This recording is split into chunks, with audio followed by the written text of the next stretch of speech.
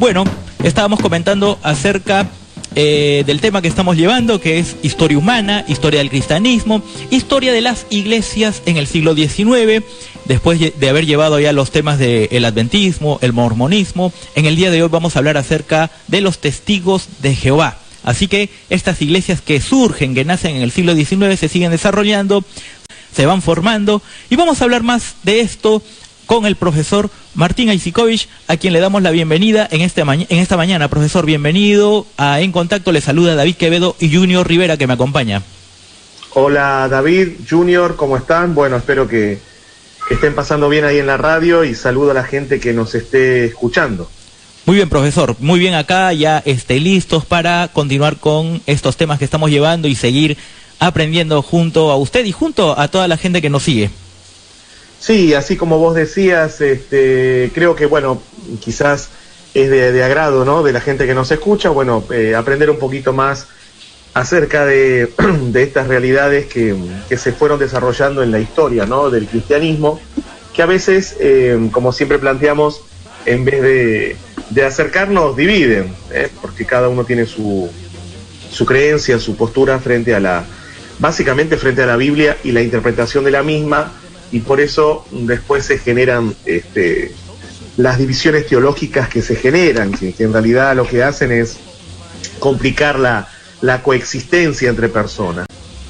Por eso creo que, bueno, dando un cierre a lo que vimos sobre la Iglesia de Jesucristo, los denominados mormones, en forma cotidiana, creo que es muy valorable, digamos, la forma de vida que la Iglesia propone. Los mormones son personas muy éticas, digamos, en su conducta, la tradición familiar, que nosotros lo hemos destacado, y también en algo que es propio y es particular de las iglesias de este siglo XIX, que llegan hasta la actualidad, que tiene que ver con el cuidado del cuerpo, ¿sí? Tanto adventistas como mormones, como vamos a ver también los testigos, son personas que cuidan su cuerpo, tomando en cuenta esta concepción ya paulina de que el cuerpo es templo del Espíritu Santo. En este sentido, lo que tiene que ver con la ingesta de bebidas alcohólicas, lo que tiene que ver con alimentos no permitidos, lo que tiene que ver con alimentos que contengan sangre, lo que tiene que ver con el uso de estupefacientes, el tabaco, bueno, todo eso está o se deja de lado, ¿no?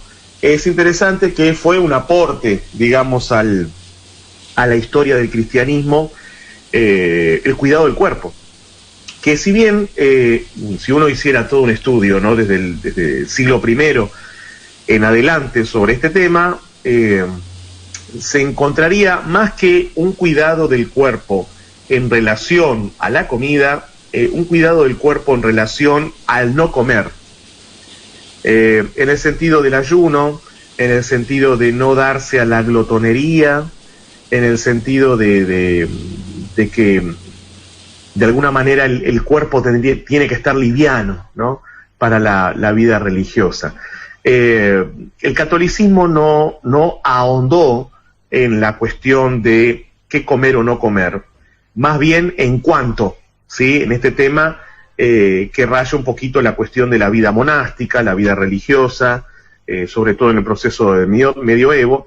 No hay una prohibición del catolicismo en comer carne de cerdo, pero sí va a haber una prohibición de eso en estas iglesias que van a reinterpretar la Biblia de otra forma, y van a entender que, bueno, así como en el judaísmo no se come carne de cerdo, no se comen carnes que no estén los animales sacrificados, mal que suene, ¿no?, la palabra, porque es duro, que no estén sacrificados a la usanza kosher, o sea, según las leyes de la halajá o de la ley judía, la kashrut, en el sentido de que el animal en el judaísmo muere desangrado, sin ningún tipo de, como se le dice en los matarifes, atontamiento, ni nada por el estilo. El animal no está inconsciente, entre comillas, ¿no?, más allá de lo que definamos como conciencia. El animal está lúcido, es muy doloroso, por supuesto, esto comentarlo, porque yo básicamente ahora, digamos, hace tiempo ya estoy con cierta predisposición al no alimentarme con carne, justamente tiene que ver con esto también, ¿no? En el sentido de que el animal está lúcido mientras muere. En los matarifes comunes, digamos que no son judíos, según la ley de la kashrut, o que no son musulmanes, según la ley halal islámica, el animal no es atontado, no es puesto en un estado de inconsciencia, por así decirlo. El término sería, y es seguramente otro, pero bueno, vamos a decirlo fácil para que se entienda. Entonces muere desangrado y luego el animal es abierto y se le coloca sal y se pasa por un procedimiento por el cual esa sal y todo lo que es la carne lavada en sí quita toda sangre posible que haya dentro del animal, con lo cual esa carne no va a tener la misma consistencia ni el mismo sabor que la carne común que la gente compra en la carnicería hoy, por ejemplo, cuando quiera hacer su comida.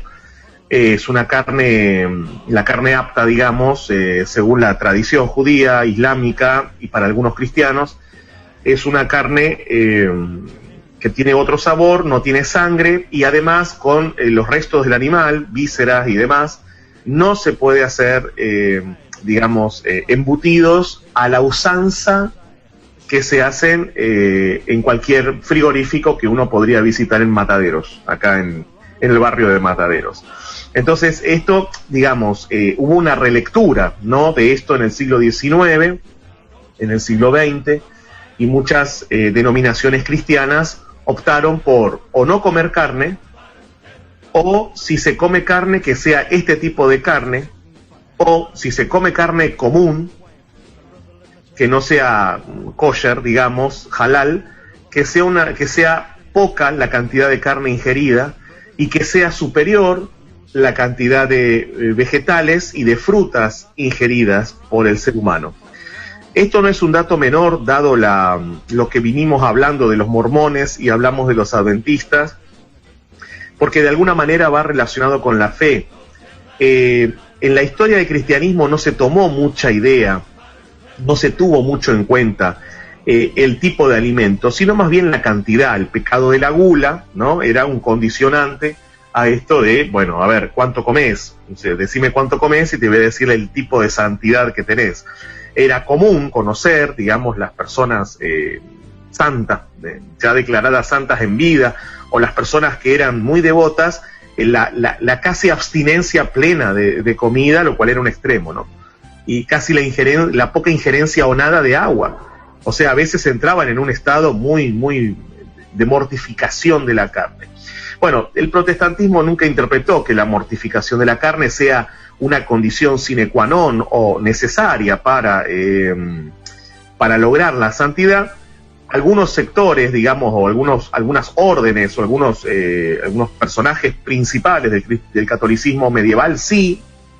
Luego fue cambiando todo esto, pero siempre, digamos, lo que católicos y protestantes plantearon, más allá de las diferencias, es la frugalidad, o sea, comer lo justo, y si es posible, y esto es una interpretación que hace la Iglesia Adventista en algún punto, a través de los escritos de Elena G. de White, levantarse de la mesa sin estar plenamente lleno, o sea, levantarse de la mesa o dejar de comer, pero dejar un resto, digamos, de estómago libre, para que el cerebro no se embote y uno tenga ese sueño que después parece un sopor y uno no puede continuar trabajando, estudiando o haciendo actividades, ¿no?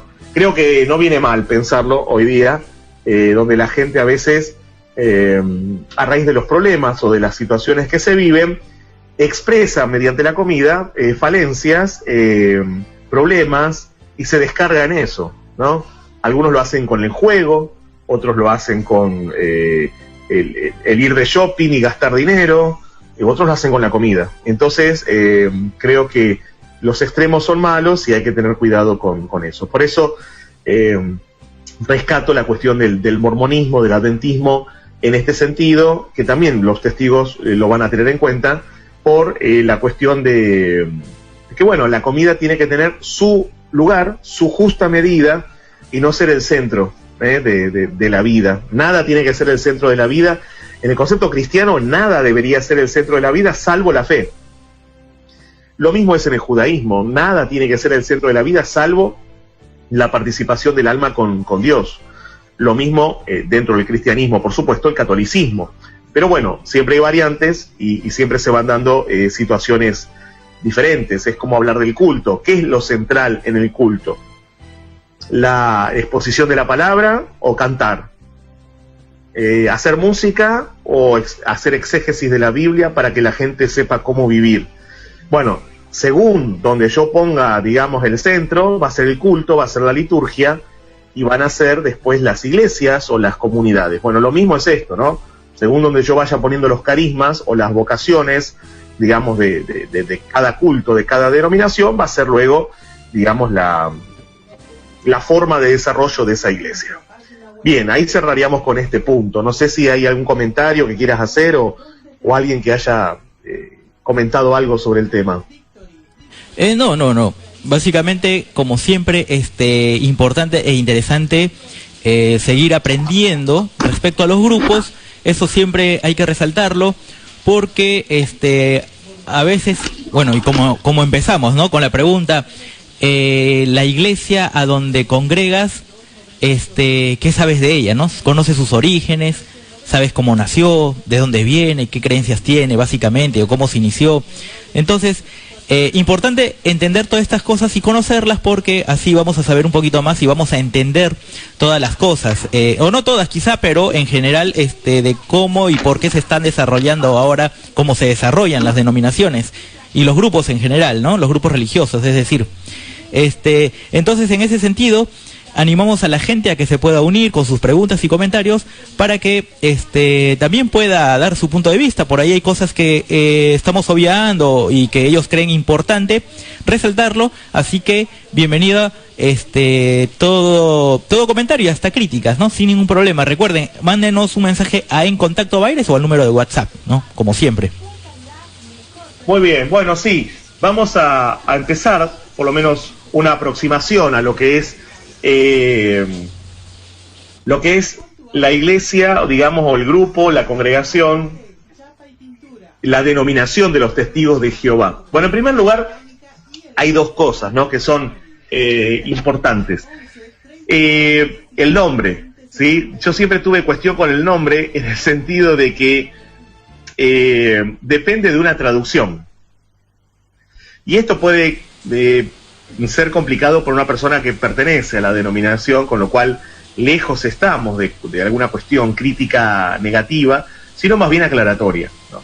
Si hablamos de testigos no hay ningún problema, porque estamos hablando de un versículo de Isaías donde dice, y me seréis testigos, punto. O sea, ahí Isaías, digamos, escribe palabras inspiradas y especifica, bueno, a ver, hay gente que va a ser testigo de... Si bien el contexto da, digamos, al punto de lo que es la vida judía, ¿no? En ese momento, según consideremos que Isaías lo escribió, porque hay teorías acerca de si fue un Isaías o si hubo tres Isaías, digamos, que tomaron el nombre. Bueno, consideremos la tradición ortodoxa que plantea que es el primer Isaías, y ahí, bueno, tendríamos un contexto dado al pueblo hebreo, punto. O sea, los testigos son el pueblo hebreo, ¿no? El cristianismo siempre reinterpretó todo, digamos, hay una reinterpretación del Antiguo Testamento, del denominado Antiguo Testamento, que es un nombre dado justamente por el pueblo del Nuevo Testamento, o alianza o pacto. Entonces, bueno, los testigos, en este caso, se autodenominan testigos a raíz de una interpretación que hacen de la palabra testigo, que en realidad es para los hebreos.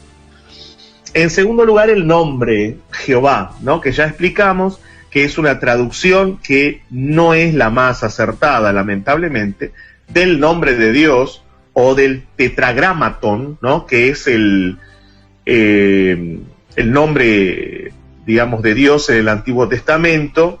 Es el nombre que aparece ahí cuando Moisés le pregunta, y bueno, y cuando me pregunten quién me envió, ¿qué les digo? Bueno, entonces aparece el yo soy, que en hebreo literal digamos, la traducción podría ser como seré el que seré, dando una idea de eternidad. La transliteración de Jehová es por la, digamos, incorporación de vocales, y el nombre de Yahvé terminó en Jehová, y el nombre de Yahvé tampoco en el original, así que yo particularmente no considero que el nombre sea el correcto en la traducción. Lo encontramos en la Biblia Reina Valera revisada, que recuerden que es de una traducción del Textus Receptus del siglo XIII, no está en los originales, no está en el Códice Sinaítico del siglo V, o sea que en realidad no es una traducción correcta el nombre. Pero bueno, es el nombre que, o es el título que, digamos, se colocó este pueblo, esta congregación, esta iglesia, esta comunidad, y bueno, se respeta eso porque así se lo conoce en todo el mundo. El origen, digamos, de los testigos es un origen complejo, en el sentido de que en un principio, digamos, los protestantes o las denominaciones propias del siglo XIX y XX no siempre los consideraron cristianos. Es un problema esto, que más lo vamos a ahondar el sábado que viene, pero hoy estamos dando acá la parte introductoria. Y es un tema complejo porque los testigos van a retomar, ¿no? También hay mucha historia interesante, por supuesto. Van a retomar conceptos que son propios del cristianismo tradicional primitivo. O sea, cuando digo cristianismo tradicional primitivo, me estoy refiriendo al cristianismo de los 3 primeros siglos. Siglo I, siglo II, siglo III, el primer cuarto. O sea, 2 siglos y cuarto, hasta que en el 325, Constantino I el Grande, emperador de Roma, de lo que va a ser luego el Imperio Romano, también extendido al oriente, pero todavía en Europa y hasta alguna frontera oriental, organizó el Concilio de Nicea, justamente en esta ciudad,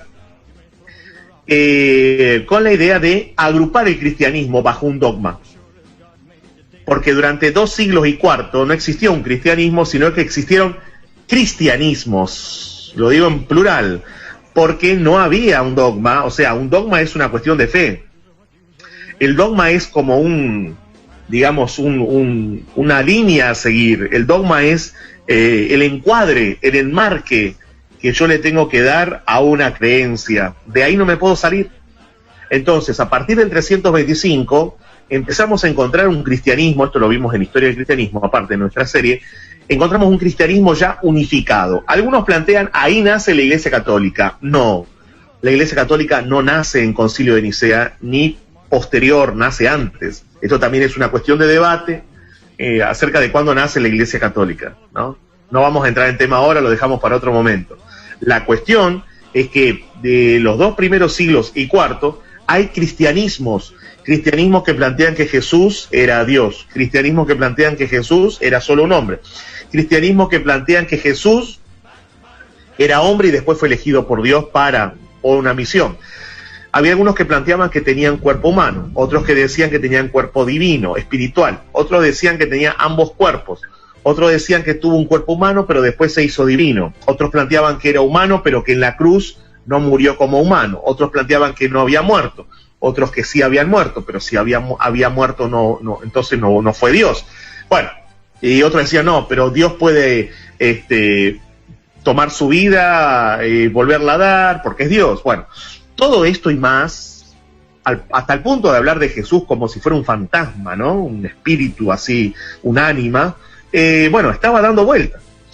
¿Qué hacer con esto? Bueno, lo que se hizo fue, Constantino congregó a los obispos del momento, muchos que habían sido perseguidos aún por el Imperio Romano, y entonces oficializó la Iglesia a partir de una conversión que él tuvo en el 313, 12 años después, remite a este Concilio de Nicea. Él se va a bautizar igual un día antes de morir, en el 337 después de Cristo, pero él era un simpatizante, digamos, de los cristianos. Bueno, la cosa es que los testigos retoman esos 2 siglos y cuarto.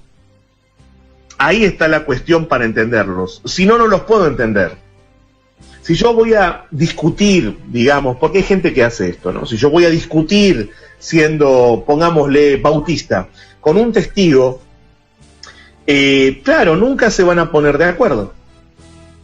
En muchas cosas no se van a poner de acuerdo, pero no porque uno quiera ganarle al otro, sino porque la raíz de uno y otro es distinta. Aunque el bautista va a decir, no, bueno, pero nosotros tomamos el nombre bautista justamente del bautismo, de la impronta evangélica original. Bueno, pero la iglesia bautista pasó por Lutero, pasó por Calvino de alguna manera, pasó por Wesley, pasó por la formación protestante.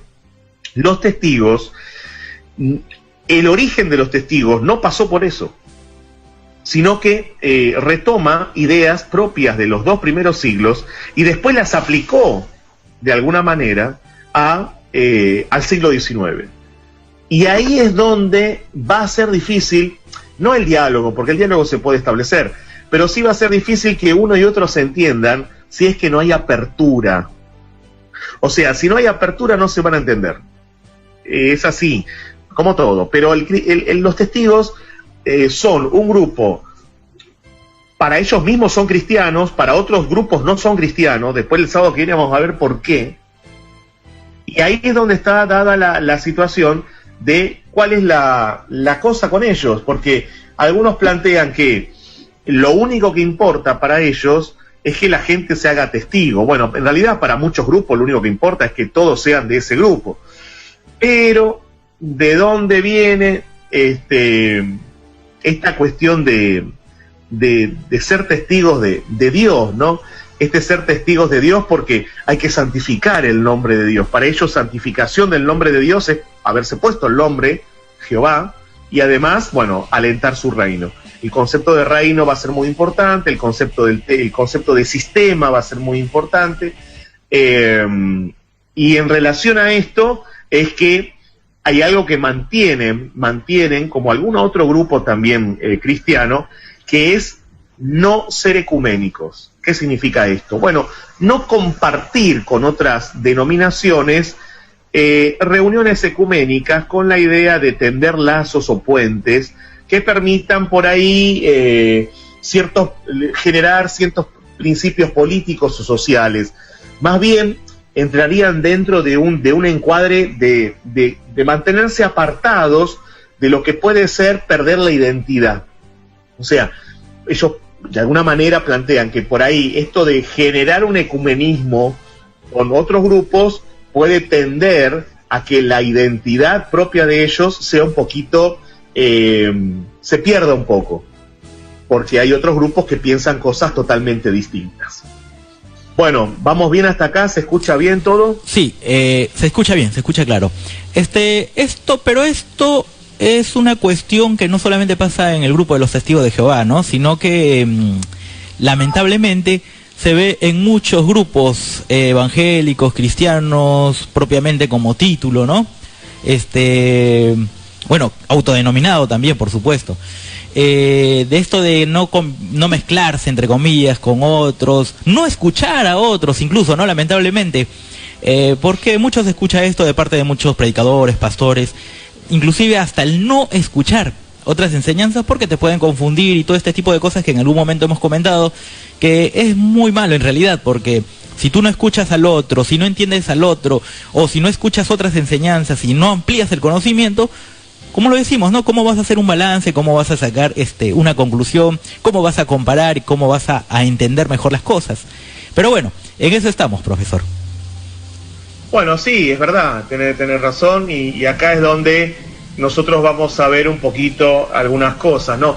¿Cómo definimos a los testigos? Bueno, los testigos se definen como personas que a los cuales se les aplica un concepto que es el de ser cristianos restauracionistas. Bueno, ¿qué significa esto de ser cristiano restauracionista? Bueno, es un poco lo que comenté al principio. O sea, como todo grupo nacido en el siglo XIX, o antes también, o ahora mismo que puede haber alguno, buscan la pureza evangélica.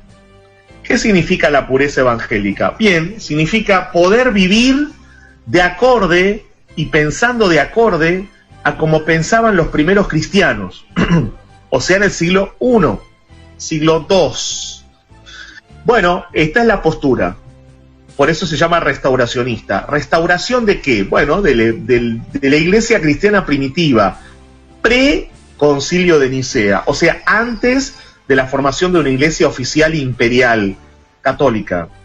Bueno, luego tenemos un concepto importante que es el concepto del milenarismo, en el cual también se habla de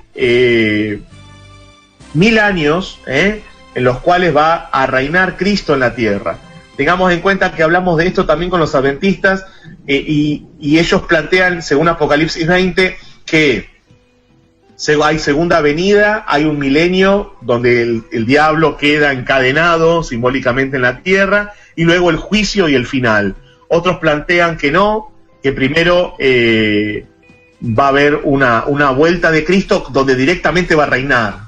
Bueno, entonces hay premilenarismo, posmilenarismo. Bueno, acá los testigos plantean un milenarismo, Cristo vuelve y reina. Bien. Y ahí se termina todo con la condenación del diablo y todos sus seguidores. Y otra cosa interesante es que son antitrinitarios, o sea, los testigos no creen en lo que es la Trinidad a usanza católica o a usanza protestante. O sea, Dios no es Dios Padre, Dios Hijo, Dios Espíritu Santo, no existen dentro de este concepto para los antitrinitarios. Se plantea que no existe el término Trinidad en la Biblia como tal. Sí se habla, por ejemplo, en Mateo, cuando Jesús hace el encargo, ¿no? O los versículos que se refieren a Jesús haciendo el encargo, bauticen en nombre del Padre, del Hijo y del Espíritu Santo. Hablar del nombre es hablar de la persona. Entonces, ¿qué? Si hablo de 3 nombres, hablo de 3 personas, pero 3 personas, no 1 en 3. Bueno, entonces el tema trinitario, que es el que vamos a trabajar la semana que viene, es complicado en este sentido, y ellos, bueno, consideran que volver a restaurar el cristianismo primitivo es considerar que la Trinidad, que es un concepto plenamente latino, grecorromano, no existe como tal. Bueno, y esto va a generar que, de alguna manera, se diferencia muchísimo de los otros cristianos, ¿no? Porque en el cristianismo tradicional, cuando hablamos de cristianismo, ya pensamos en que Jesucristo es Dios. Bueno, ¿y acá qué ocurre entonces con esto de que Cristo es Dios? Al rechazar este dogma, porque la Trinidad es un dogma, nosotros estamos, de alguna manera, el que es cristiano rechaza que las 3 personas son coeternas, coiguales y unidas por una misma esencia. Entonces, acá es donde nosotros vamos a encontrar una gran diferencia con otros grupos. Pero hay más grupos que creen, así como los testigos, ¿no? Pero son grupos minoritarios, los pueden buscar, los pueden ver, hay asociaciones, hay ciertos tipos de pentecostalismo, bueno, pero son grupos minoritarios dentro de lo que es el cristianismo. Ahora, ojo que esto existía, porque hay una cosa que es puntual, y con esto vamos cerrando. Cuando se van dando los concilios y se van planteando los dogmas, esos dogmas responden a herejías. Una herejía es tomar un camino distinto del dogma. Bueno, cuando, por ejemplo, apareció el adopcionismo, bueno, como que Jesús fue adoptado por Dios para ser el Mesías, se responde con un dogma. Cuando se habla del monarquianismo, también se responde con un dogma, o sea, solo Dios es rey. Punto, no hay pluralidad de personas. Cuando se habla del subordinacionismo, ¿no? Donde también, acá hablamos de una subordinación del Hijo al Padre, por interpretaciones de versículos bíblicos. Y ahí es donde entonces van surgiendo cuáles son los concilios que van dictaminando estos dogmas contrarios a estas herejías, digamos. 325, 381, 431, Nicea, Constantinopla y Éfeso.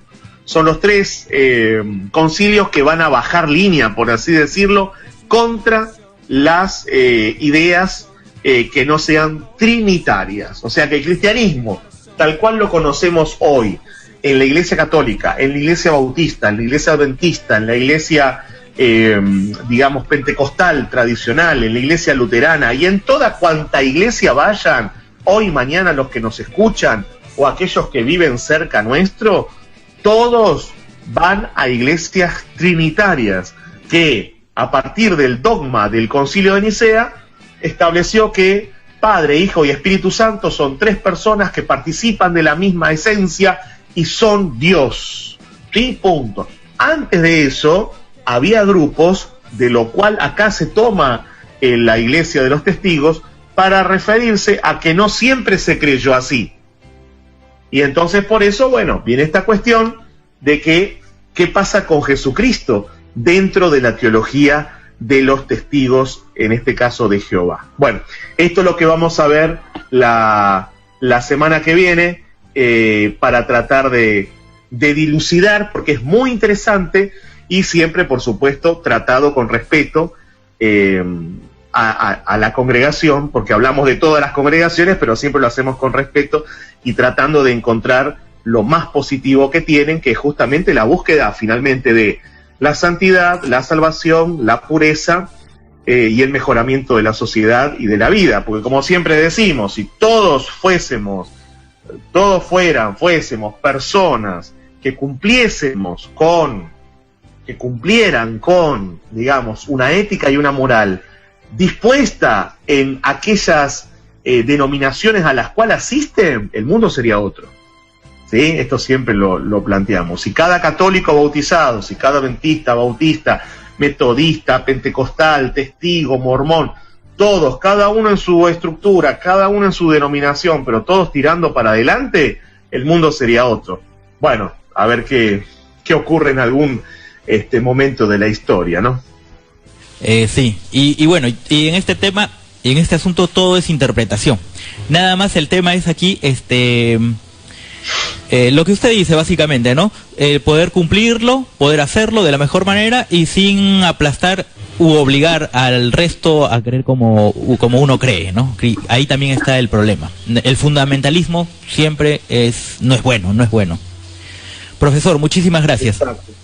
Sí, bueno, nos quedamos con esto, ¿no? Que por hoy, digamos, los testigos van a nacer justamente con esta intención muy positiva, por supuesto, de santificar el nombre de Dios, santificarlo a partir del nombre que le colocan a su iglesia, a su denominación, y santificarlo también, digamos, a partir de esto que dice el versículo del Salmo 82:19, o 83:18 según la versión, para que la gente sepa que tú, cuyo nombre es Jehová, tú solo eres el Altísimo por sobre toda la tierra. Bueno, esta traducción del nombre en realidad sería el Señor, ¿no? O Adonai en hebreo, pero bueno, nos quedamos con la traducción que se pone acá en la Biblia propia de los testigos, la traducción del Nuevo Mundo, de las Santas Escrituras, de la cual también hablaremos el próximo sábado, si Dios quiere.